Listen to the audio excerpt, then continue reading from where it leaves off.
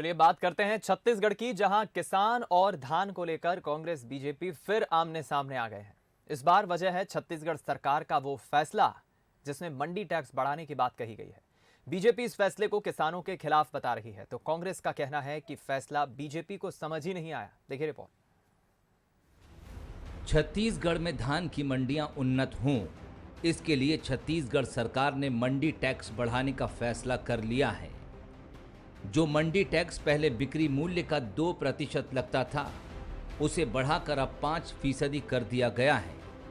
इधर सरकार ने यह फैसला किया और उधर फैसले के खिलाफ बीजेपी मैदान में उतर गई।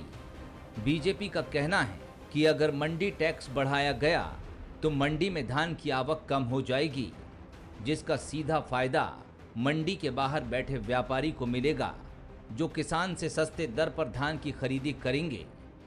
बीजेपी अब सरकार के इस फैसले के खिलाफ आंदोलन करने की भी बात कह रही है। यह एक वसूली करने वाली सरकार है।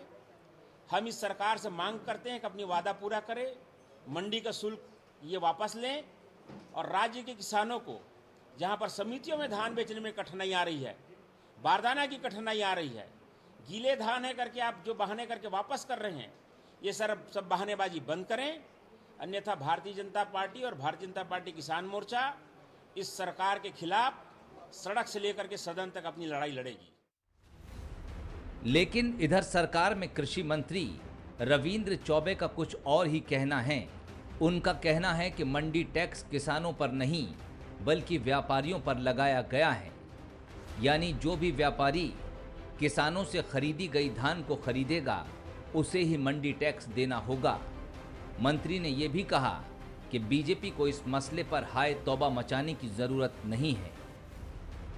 मुझे लगता है कि भारतीय जनता पार्टी के नेताओं की समझ ही क्या बड़ा फेर है।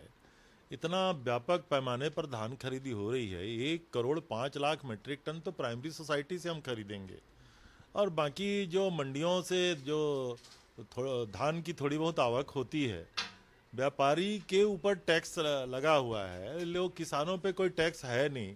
भारतीय जनता पार्टी गुमराह करने का प्रयास कर रही है। आने वाले समय में इस पे भी विचार करेंगे। मंडी टैक्स में वृद्धि का भार मंडी में धान खरीदी करने वाले व्यापारियों पर पड़ेगा। इसको लेकर कृषि मंत्री ने खुद सफाई दे दी है, लेकिन बीजेपी को लगता है कि उसके हाथ सरकार के खिलाफ एक और हथियार आ गया है। अब देखना दिलचस्प होगा कि कांग्रेस और बीजेपी इस मसले को लेकर किस तरह राज्य के किसानों के बीच जाएंगे। मोहन तिवारी, बंसल न्यूज, रायपुर।